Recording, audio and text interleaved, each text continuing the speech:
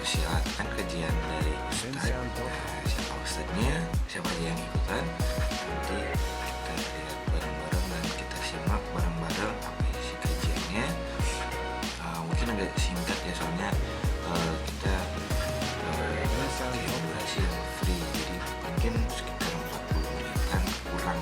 Dalam 40 menit itu kita bisa ambil hikmah atau intisari dari tausiah, ilmunya menjadi bermanfaat. Oke, langsung aja disuruh ujung.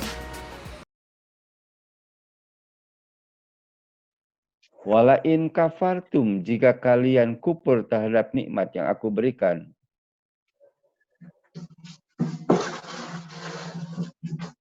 Inna adabi lasyadid, maka Allah akan siksa dengan siksa yang sangat dahsyat.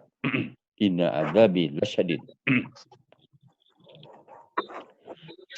Jadi nikmat-nikmat yang diberikan Allah yang sangat banyak ini seharusnya kita bersyukur. Bagaimana cara mensyukuri nikmat kepada Allah?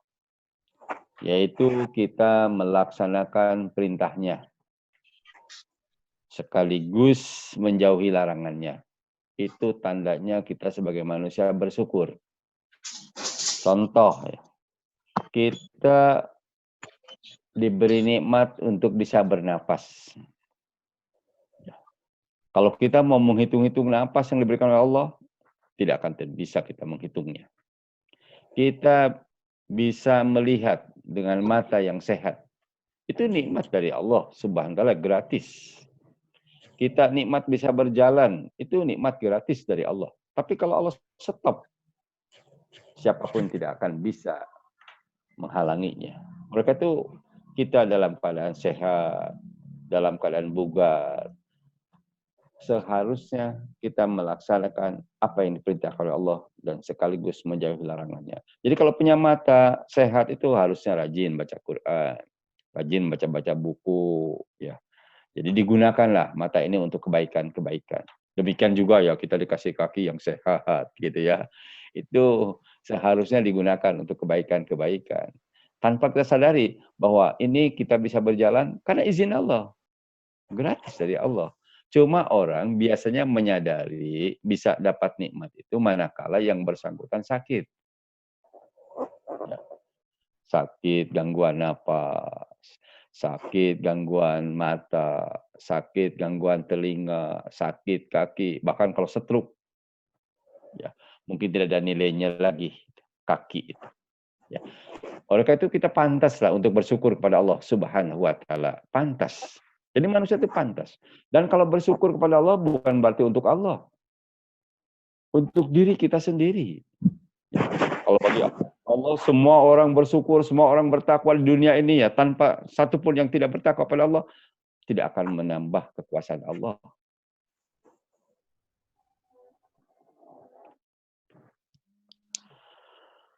Sebaliknya jika kita pun maksiat kepada Allah, seluruh makhluk maksiat kepada Allah tidak akan mengecilkan Allah, ya, tidak akan mengurangi keizahan Allah, tidak akan mengurangi kekuasaan Allah. Jadi sekali lagi kita bersyukur kepada Allah atas nikmat-nikmat yang diberikan itu adalah semata-mata karena untuk diri kita sendiri. Syukur kita masih muslim, ya.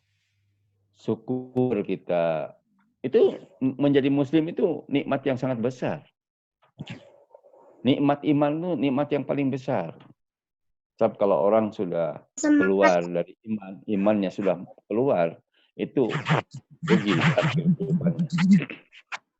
Kembali kepada masalah nikmat tadi, ya. Jadi nikmat-nikmat yang diberikan oleh Allah itu harus kita syukuri. Wajar. Kalau perempuan, ya. Ini ada gangguan apa ya? Halo, ini bisa ribut terus, ada apa ya? Jadi kembali kepada syukur nikmat tadi, ya. Kedengaran nggak? Jelas nggak? Jelas, Pak Ustaz. Jelas, Pak. Jadi nikmat-nikmat yang diberikan oleh Allah itu begitu banyaknya. Jadi kalau kita mau menghitung-hitung tidak akan bisa menghitungnya. Sebagaimana firman Allah dalam surat Ibrahim ayat 34. Surat 14 ya, ayat 34.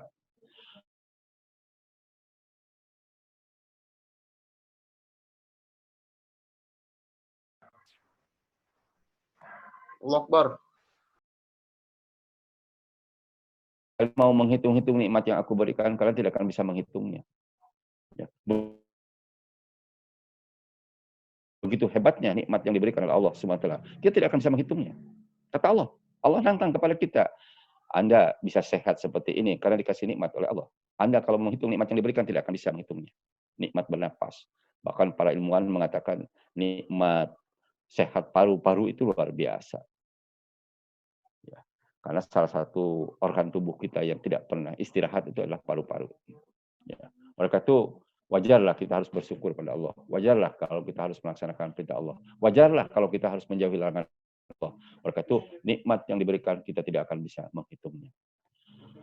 Para mahasiswa yang muliakan Allah Subhanahu wa taala, kembali kepada masalah nikmat tadi. Tentu kalau kita tidak selalu mendapatkan nikmat. Kadang-kadang kita juga diberi ujian oleh Allah, yaitu musibah. Ya. Dan musibah itu bagi orang beriman, ujian itu bagi orang beriman adalah untuk meningkatkan kualitas keimanannya. Seperti Anda, ya, untuk meningkatkan dari tingkat 3 ke tingkat 4. Ya, sekarang udah tingkat 4.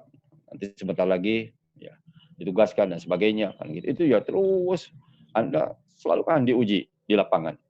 Ya. Dan orang-orang yang berhasil, yang lulus dengan baik, itu pasti dia akan mendapatkan sesuai dengan apa yang Anda lakukan. Oleh karena itu sekali lagi ya, musibah itu pasti ada. Setiap orang, termasuk COVID-19 ini adalah musibah. Ya, musibah yang tingkat internasional. Ya, jadi ini semua orang akan mengalaminya. Tetapi kita juga jangan terlalu berlebihan. Rasa takut wajar. Takut yang wajar seperti ini jangan terlalu berlebihan disikapi. Sehingga menimbulkan rasa frustasi, itu tidak boleh. Ya, karena putus asa itu dalam Islam dilarang. La ta'as min rohillah, innahu la ya'as min rohillah ilal qaumul kafir. Ya. Janganlah kalian putus asa rahmat Allah. Orang putus asa rahmat Allah adalah orang-orang kafir. Jadi kita sebagai orang beriman jangan putus asa. Tapi kita juga harus disiplin, sabar. Ya. Sabar untuk tinggal di rumah, sabar untuk tidak berkumpul-kumpul. Kenapa? Ini juga ujian. Ya.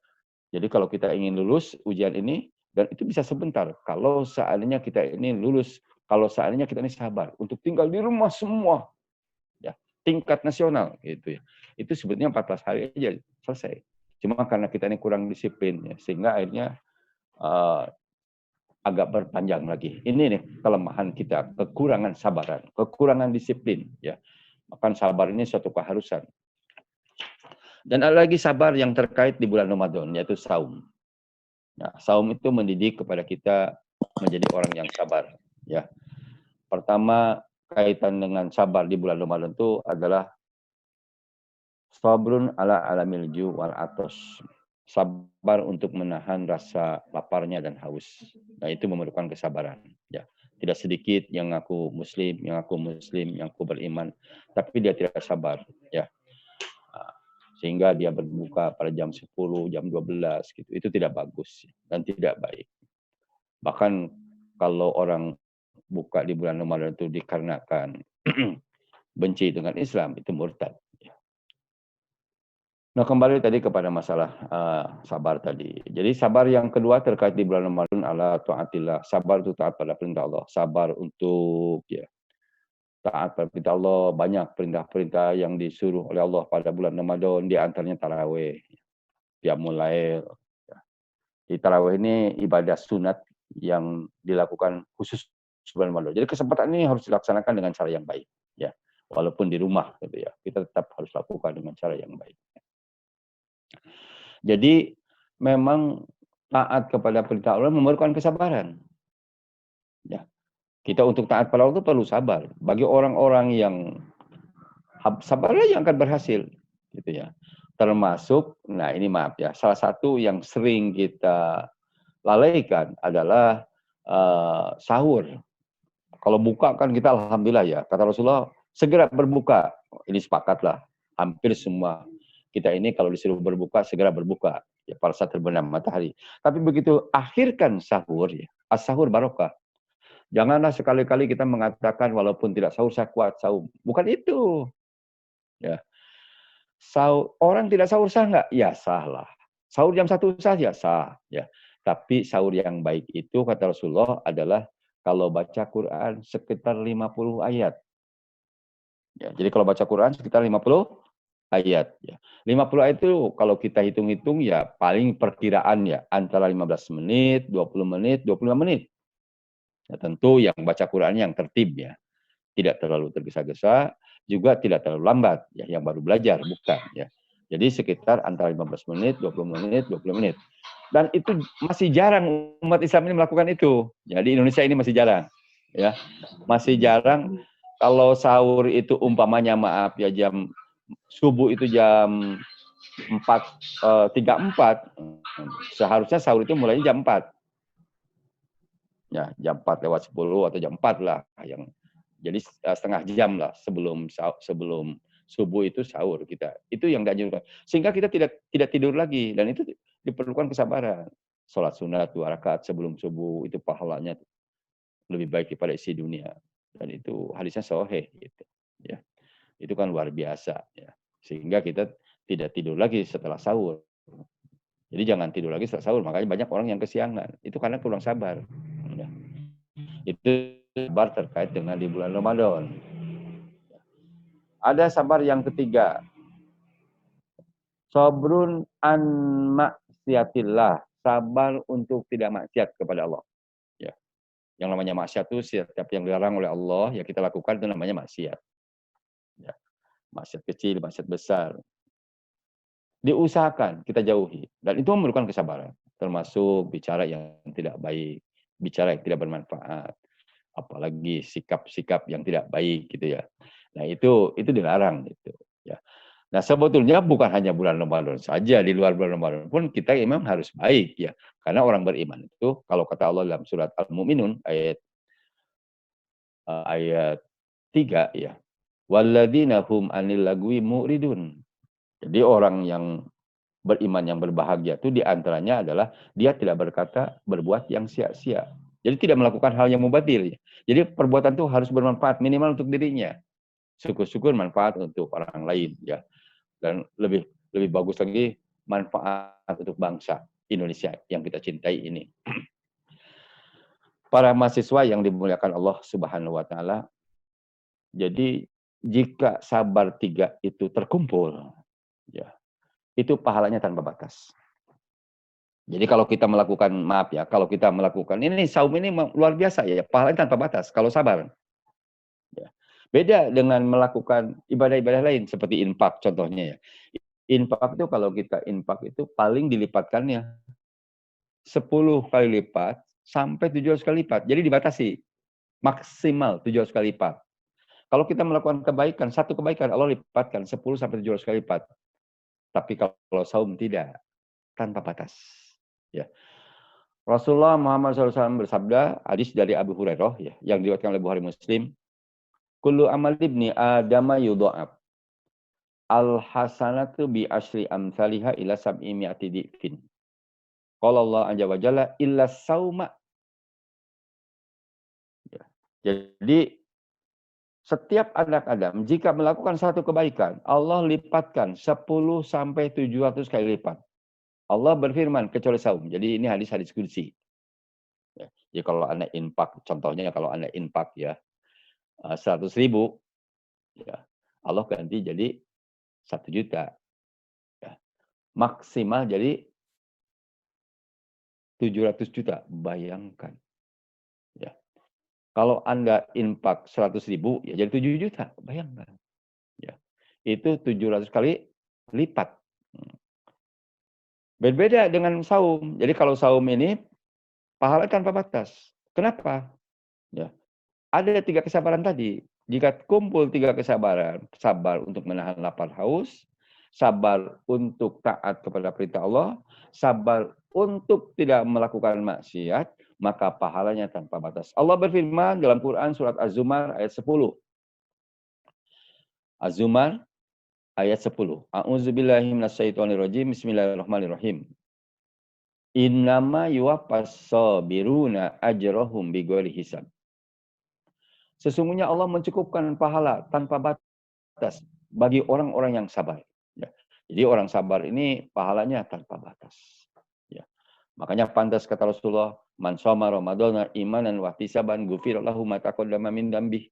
Barang siapa yang saum semata-mata karena iman dan mengharapkan pahala dari Allah, maka dosa-dosa masa lalunya dimaafkan. Mudah-mudahan kita termasuk seperti itu. Ya. Para mahasiswa yang memuliakan Allah Subhanahu wa taala, saya kira untuk hari ini cukup ya, karena kebetulan guru saya, ya, tetangga saya, ya, mantan ketua MUI Kota Bogor barusan meninggal. Jadi saya mohon maaf ya, mungkin selesai dulu sampai sini ya. Barusan dikasih tahu bahwa